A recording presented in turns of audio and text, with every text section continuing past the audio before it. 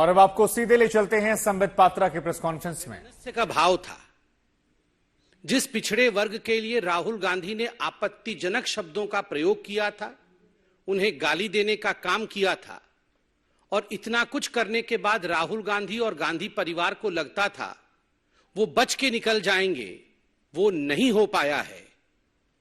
This is I would say slap on the face of the arrogance of the Gandhi family. ये जो घमंड है गांधी परिवार का, और खास करके जो गांधी परिवार ये सोचती है कि हम कुछ भी कर लेंगे और हमारा कुछ नहीं बिगड़ेगा, आज सूरत के अपीलिएट कोर्ट से यह सिद्ध होता है कि कानून सबके लिए बराबर का है और कानून किसी के लिए भी अलग नहीं हो सकता है। हमें याद है जब ट्रायल कोर्ट का जजमेंट आया था तो राहुल गांधी, गांधी परिवार, कांग्रेस के लोग और एक इकोसिस्टम जो कांग्रेस के साथ रहती है, इन सब ने मिलकर एक ऐसा माहौल बनाया कि ये ट्रायल कोर्ट में कुछ गड़बड़ी थी। ये ट्रायल कोर्ट के जज और ट्रायल कोर्ट का पूरा जो सिस्टम था, कहीं ना कहीं वो बायस था। उन्होंने पक्षपात किया और राहुल गांधी को ट्रायल कोर्ट ने फंसाने की कोशिश की। राहुल गांधी का कोई इतना बड़ा जुर्म नहीं था। क्या हो गया अगर उसने ओबीसी समाज को गाली देने का काम किया? क्या हो गया अगर पिछड़े वर्ग को उसने चोर कह दिया? तो ये इतना बड़ा कोई जुर्म नहीं था, कहीं ना कहीं एक साजिश थी। This was death of democracy in India.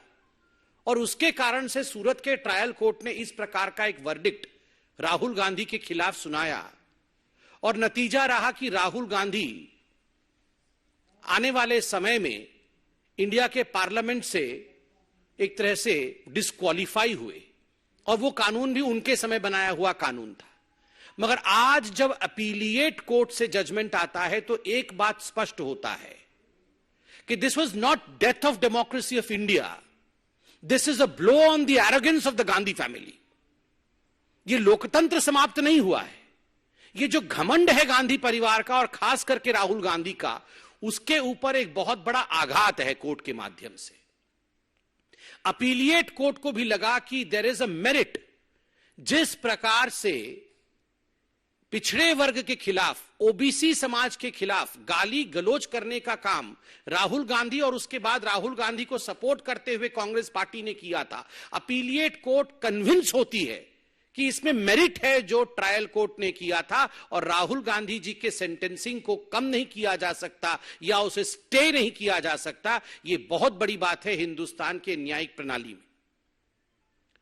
बंधुगण, राहुल गांधी जी को सेंटेंसिंग होने के पश्चात पूरे कांग्रेस पार्टी ने एक मोबिलाइजेशन किया था। गली गली में, नुक्कड़ नुक्कड़ में जो कांग्रेस के कार्यकर्ता थे, वो राहुल गांधी जी के मोबिलाइजेशन के कारण न्यायपालिका पर ठहर ठहर कर आक्रमण कर रहे थे।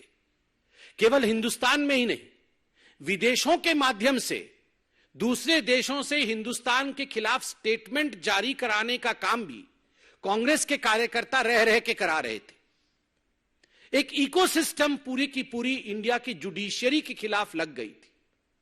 और आज जब यह जजमेंट आया है, मैं कहूंगा this is the victory of the common people of India. यह साधारण जनता के लिए तो विजय का उत्सव है ही, पिछड़े वर्ग के लिए विजय का उत्सव है ही, यह न्यायपालिका के लिए भी एक बहुत बड़ा विजय है। क्योंकि जिस न्यायपालिका के खिलाफ सड़कों पर आंदोलन करके मोबिलाइजेशन करने का काम कांग्रेस पार्टी कर रही थी, आज उसी न्यायपालिका ने कहा कि आप कितना भी दबाव या प्रेशर की राजनीति हमारे ऊपर करने की कोशिश कर सकते हैं, मगर we don't buckle under pressure.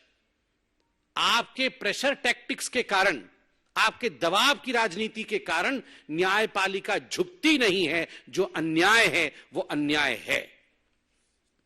इतना ही नहीं, आपने देखा था उनके जो नेता हैं कांग्रेस पार्टी के, राज्यसभा के अंदर कई बार के सांसद रहे हैं, प्रमोद तिवारी जी, वो तो 2 कदम आगे निकलकर और कह रहे थे कि ये तो गांधी परिवार के लड़के हैं।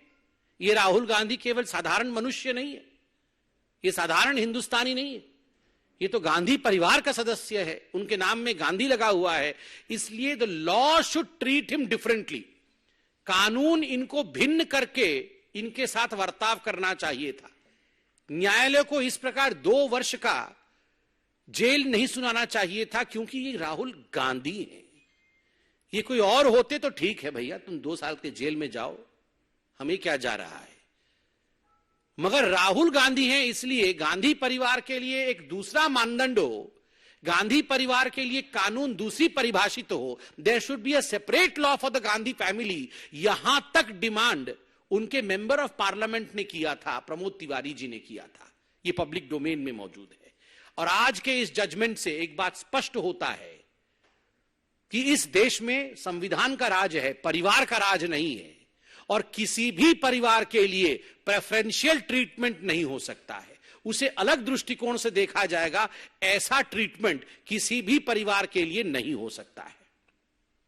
बंधुगण, आज हार 2 एंटिटीज की हुई है। 2 ऐसे मानदंड है जिनका हार हुआ है। Arrogance of the Gandhi family, Gandhi परिवार के घमंड का आज हार हुआ है। और दूसरा, ये जो पूरा का पूरा इकोसिस्टम है गांधी परिवार के डिफेंस में जो उतरता है सड़कों पर, उसमें कांग्रेसी तो हैं ही, क्योंकि वो कांग्रेसी तो पार्टी के लोग हैं, मगर कुछ बहुत बड़े बड़े लोग ऐसे देश और विदेश में बैठे हुए हैं जिनको हम इकोसिस्टम कह सकते हैं, जो तुरंत गांधी परिवार के एरोगेंस के डिफेंस में निकल आते हैं कि जो राहुल गांधी के साथ हो रहा है ये उचित नहीं है। आज ये हार इस इकोसिस्टम का भी है।